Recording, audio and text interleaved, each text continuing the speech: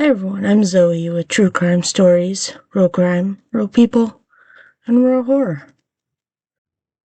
Now, this episode is not one you're gonna forget. Some killers use violence, others use fear, but Charles Cullen used something far more terrifying: trust. For 16 years, he worked as a nurse in hospitals across New Jersey and Pennsylvania. Patients believed they were safe in his care. But for dozens, possibly hundreds, he was the last person they ever saw. This is the story of Charles Cullen, the nurse who secretly became one of the most prolific serial killers in American history. Charles Cullen was born in 1960. Childhood was filled with tragedy. His father died when he was just a baby. His mother died in a car accident when he was a teenager. He attempted suicide multiple times before adulthood. At 19, he joined the Navy. It didn't go well. He was bullied, isolated, and out of place. Eventually, he was discharged. He then attended nursing school, and for the first time, he felt he had a purpose. But that purpose would turn deadly. In 1987, Cullen began his first nursing job at St.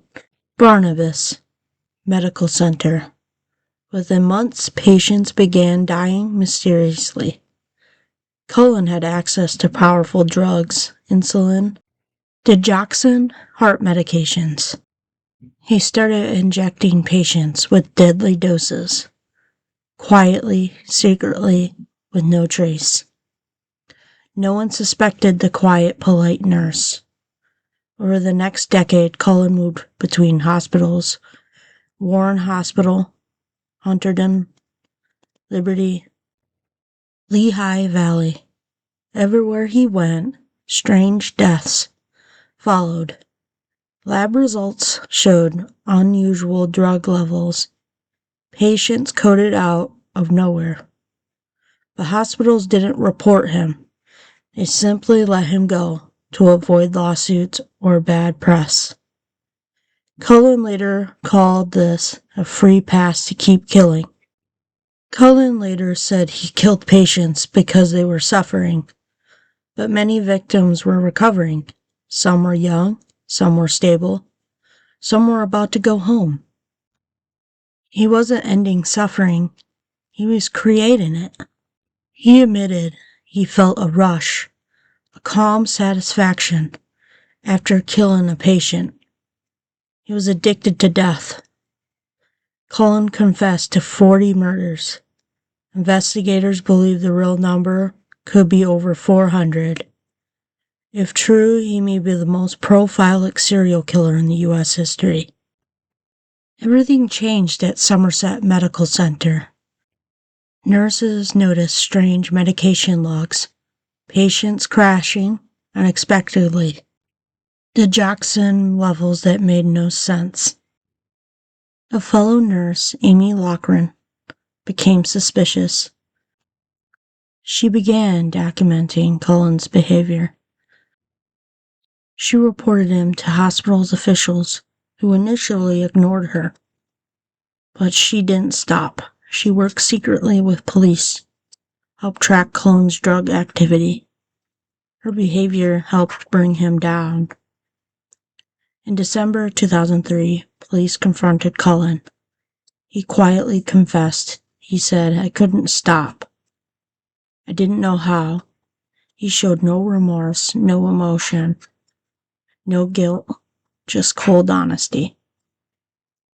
In court, Cullen barely spoke. He pled guilty to multiple murders across multiple hospitals. When the victim's family yelled at him, Cullen responded by chanting, "Your Honor, you need to impose death before dishonor." He repeated it 16 times. He seemed disconnected from reality. He was sentenced to 11 consecutive life sentences. He will die in prison. Charles was a different kind of killer. No mask, no violence, no rage, just a quiet nurse walking through hospital halls, smiling, charting, and deciding on with him who would live and who would die. There were no dramatic crime scenes, no alarms, no screams, just hospital rooms and patients who never made it home. Charles Cullen reminds us that danger doesn't always look dangerous. Sometimes it wears scrubs and a smile. I'm Zoe. Remember, stay safe. Evil doesn't always break in. Sometimes it works the night shift. See you next time.